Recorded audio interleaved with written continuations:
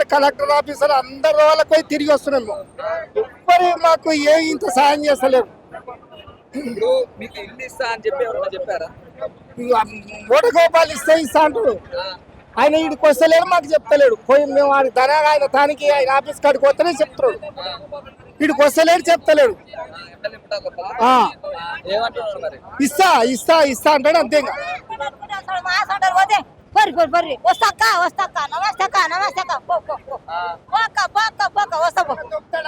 అంతే. ఇస్తా అంటాడు, ఇయ్యాడు. వస్తా అంటాడు, రాడు. ఎన్ని రోజుల నుంచి చెప్తున్నా? ఓ సంవత్సరాలు వాళ్ళకి ఇంట్లో పట్టబడుతుంది. మా పిల్లలు మొత్తుకుంటారు, ఆకలి కొని చచ్చుకుంటారు. శేషి గారు ఉన్నపడుతుంది, నాగి నరసింహారెడ్డి ఉన్నపడుతుంది, శ్రీనివాసరెడ్డి కూడా తెల్లగా బండి పెట్టుకొని వచ్చిండు. కొడతా ఉన్నాడు, అలా మా చచ్చిపోయినా ఆయన ఉన్నాడు. ఇస్తాం అక్క, ఇస్తా అక్క అన్నాడు. లమ్మడళ్ళకి ఇచ్చిండు, మాకెందుకు? లమ్మడళ్ళకి ఇచ్చిండు కదా. అంద మాకు సగం ఇస్తే అన్ని కూడా కట్టవన్నా రాళ్ళు. మాకు అంద సగం ఇస్తే మేము పోతాం కదా. మా మీద ఎందుకు కచ్చబట్టండి? ఆయన ఇయ్యలేదు. ఈయన శశి గారు వచ్చి ఇస్తా అన్నాడు, ఆడు పోయిండు. ఈయన దేవేంద్ర మాకు ఆధార్ కార్డు ఇచ్చిండు. మా బాలవారి బిడ్డ అన్నాడు, ఆధార్ కార్డు ఇచ్చిండు. అంత తప్పించి ఏం లేదు. రైతు బంధు కూడా వేస్తలేడు. ఈయన వచ్చినాక అంతవరకు రైతు బంధు పడుతుండే. ఎక్కడున్నాను? 2 ఎకరాలు ఊర్రా. ఆ 2 ఎకరాలకు 10,000 వేస్తుంది. 1 ఎకరకే వేస్తాడట. 6 ఎకరాలు ఇస్తే ముసలోడు కొడుకుని కుట్టుకుని ఆ కొడుకుని పింఛన్ లేదు. 53 ఏళ్ళాడు ముసలాడు. సాయిబాబు లాక్కున్నాడు. ఇప్పుడు పనిపోతుంది. ఏం చెప్పదలుచుకున్నా? నీకేం కావాలా? నాకేం వద్దు బిడ్డ. వాళ్ళ బంగారు వద్దు, వాళ్ళ ఆస్తి వద్దు, ఏం వద్దు. నాకు 4 మనవరాళ్ళు ఉన్నారు. పెద్దగా అయ్యారు, పెద్ద మనుషులు అవుతారు. నాకేం వద్దు. ఒక ఇల్లు ఇస్తే నా మనవరాళ్ళు 4 బిల్లెట్లు ఇల్లు బాగా చేసుకొని జాబులు రాకపోతే ఈ బాసాలు అన్న దొంగకొని వచ్చి నా గుట్ట ముడుపుతారు. అంతే. నాకు ఎదురైనా చేసుకొని చెప్పండి. ఎక్కడ ఇస్తే అక్కడ పోతా ఇల్లు.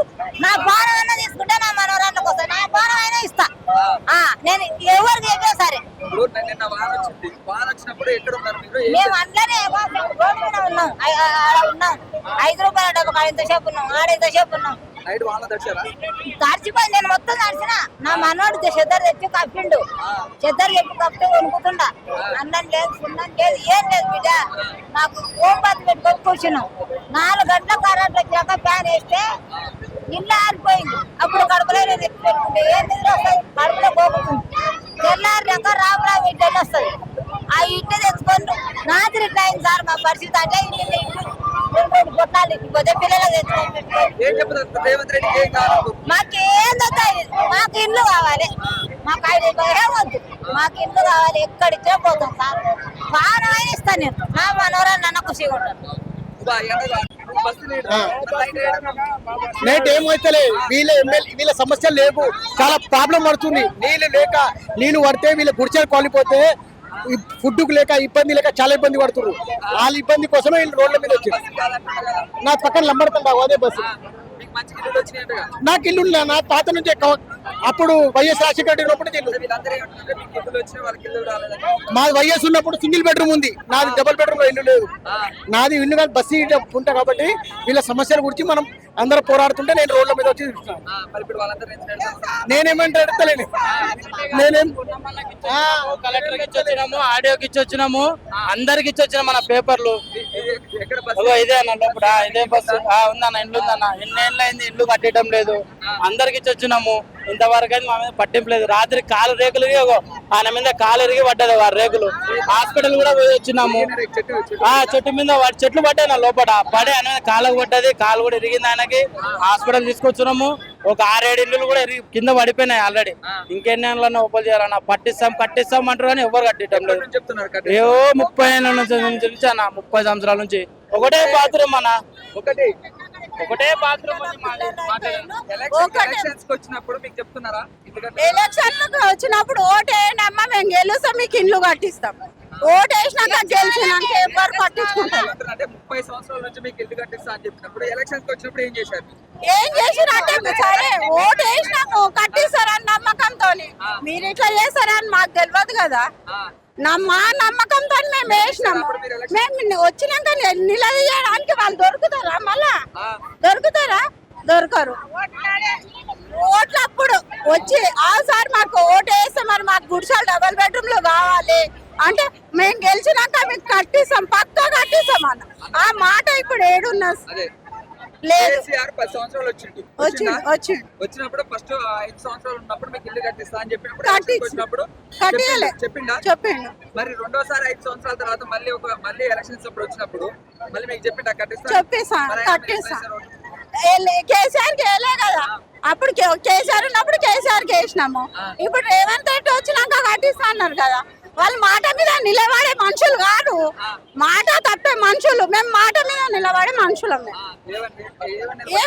ఓటు వేసినాం, మరి మాకు పక్కా ఇండ్లు కావాలి సార్ అంటే కట్టిస్తామమ్మా పక్కా, నేను గెలుస్తా ఇక్కడనే కట్టిస్తా అని మాట్లాడతాడు.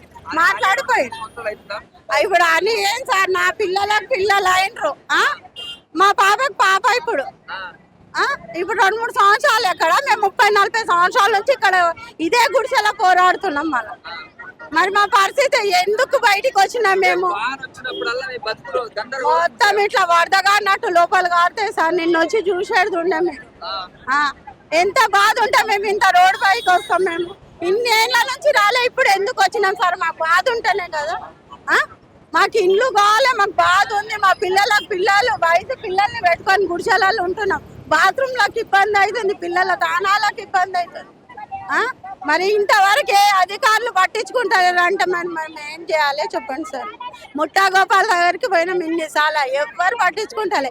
ప్రజాపాలనకు అప్లై చేసిన ఇంద్రమ్మ ఇండ్లు 1000 రూపాయలు కరెంటు బిల్లు పైన కట్టిన, అవి కట్టి ఎన్ని సంవత్సరాలు అవుతుంది. ఆ రిసీవ్ ఇంకా ఉంది సార్ నా దగ్గర. ఇంతవరకు ఆ ఇల్లు కూడా నాకు రాలేదు.